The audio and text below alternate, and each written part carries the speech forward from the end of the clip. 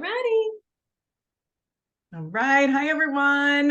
Thanks for joining. Once again, in case you don't know, my name is Rachel Dorsey. I'm a financial wellness coach, and I am joined with my good friend, Amy. You want to introduce yourself? Hi, Amy Ruggieri with the Ruggieri Group Financial Advisor. Awesome. Awesome. Thanks, Amy. So today we are continuing in our series on relationships and money. And we are now on to the group of folks who have recently decided to take some type of step to share your life. So you've recently moved in together, you've recently gotten engaged, or maybe you've recently gotten married. So you have decided this is somebody who I'm going to start sharing my life with. And we're going to talk today about the why would you want to have, or why should you have those money conversations with your partner at that stage. And if you want to catch our other videos, please go back and look, because we talked about it a little bit early on in relationships. So Amy, do you have thoughts of so now, maybe, it's me, I have decided now that I want to move in with my partner, or we've just gotten engaged. Why would I need to or want to start having those money conversations with my partner? Yeah, well, I'll just speak from personal experience is that there's always expectations when there's money. Everybody feels emotionally about money differently. And I think that having that conversation early on, because if you're living together, you're sharing some expenses, right? It went from, I pay rent at my place, you pay rent at your place. Now we're splitting rent. We're splitting groceries because now we eat together every day. We're splitting utilities. We're splitting a lot of stuff. And if there's not a conversation about that, the expectations of what your part should be and what my part should be might not be in alignment. Yeah. So I think get it out of the way, right? Instead of facing it when, here's what really happens. People usually face it when it's an argument. Yeah. One person's had enough.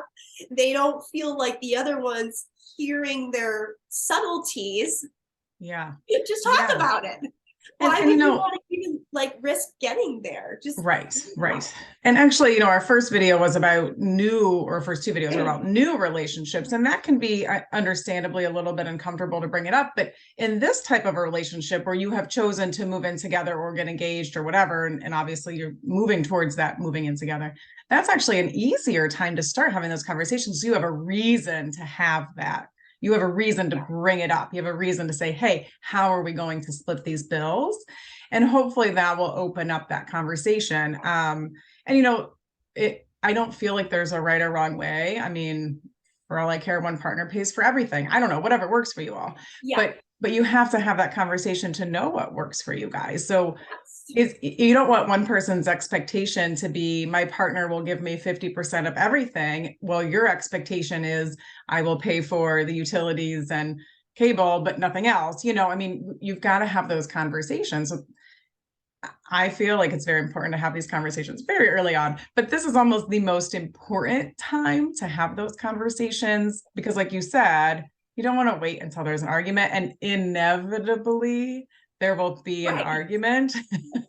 If you were moving in with someone, you're moving in with someone and you've never discussed money. And the other reason, why you would want to have this conversation with somebody at this stage in your relationship is to see how they respond to money and how they talk about money and how they think about money, because that's only going to help you moving forward. Right. If they shy away and they're I don't want to talk about it. I don't want you to know how much I make. I don't want you to know how much my bank account is. You need to start having those conversations now to hopefully ease both of you into feeling more comfortable talking about it. Well, and I even think about this, if we were going to say, let's say we're splitting bills and I make $30,000 a year and you make $80,000 a year. Yep. Well, okay, one person's going to feel a lot more burden and pressure and stress because more than likely the person who's making more lives a little bit of a different lifestyle. Yep. They're accustomed to things. So the one that's making less kind of feels that pressure of I've got to follow suit. And, when I share that from experience. My prior relationship, prior to meeting my husband, it was that way. I didn't make very much money. He made a lot of money. He loves spending money. I love saving money. And 7 years into a relationship, ultimately, money was one of the pieces that really left both of us broken financially. Yeah. And we made it work, but we never talked about it. There was Yeah. no plan. And I mean, it was blow up. It wasn't good. It was unhealthy. My credit got trashed of stuff that wasn't mine, right? Yeah. No savings. We gave savings. We gave, I mean, guys, there's a lot. And if you don't know somebody that's happened to, I mean, it's just, it happens and you're in love. This is your person, right? You're living with them for a reason. It's usually to go to a next step, and that next step, it gets even bigger. You've got to take baby steps on these conversations. Yeah. Yeah. I mean, what better way or what better reason to have these conversations than to avoid what you just talked about, right? I mean, to avoid that argument. And it doesn't mean, so I think a lot of times folks are scared to have this conversation because they are in love. And typically if you're just moving in or just getting engaged, still like kind of new, you're kind of still courting like really each other still. love, and so they're scared. They're like, well, what if like this debt that I have, my partner doesn't like, and he or she decides to leave me because of this debt that I have? Or what if I'm a saver and I don't want to give my partner any money, and he or she is going to expect some money that I'm going to give for particular things? And then what if I don't like that? I don't want to know those things, right? Or like, what if my partner just isn't comfortable and doesn't want to tell me things in a secret about it? Or what if I'm that person? Like, you have all those like nerves, and I get that, right? And especially in any kind of any relationship, no matter how long you've been together, like if you're discussing something new, it can be very scary. But I just want folks to keep in mind that, number one, truly money and a lack of communicating around money is the number one reason for breakups and arguments.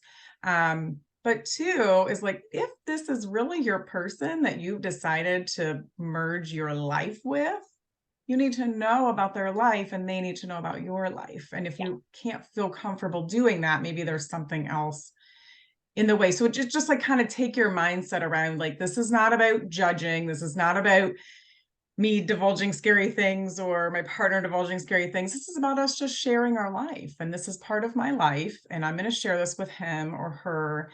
And admit, you can say, like, I'm scared to have this conversation. Like, go to your partner and say, this is scary to me, but I do feel like it's important. And perhaps you need to work with somebody, to sort of help you understand like the true importance of this. Like, this video is great, but it's not going to give you everything you might need if you're really feeling that. Well, a conversation with somebody that can coach you through is perfect, right? Practice on somebody, Okay, well, this is great. So I know this was really short, but I mean, honestly, when you get to the point of sharing a life with somebody, you need to have these conversations, because if you don't, it might be 10 years down the road, although it probably would be sooner than that. But like, it's going to be time when you're going to start arguing about it. And you're going to be like, dang, if I'd have just had this conversation 2 years prior, we would have had it all worked out. And maybe it would have been uncomfortable and whatever, but it wouldn't have been a big blow up, and now it got worse. So really, really just encourage folks, especially at this point in a relationship, to have those conversations with each other. Okay, well, this one's done, but we're going to do the next one on how to have that conversation with a partner at the stage where you've just recently sort of started sharing your life. So I look forward to seeing everyone on the next one. See you guys. And thanks for listening.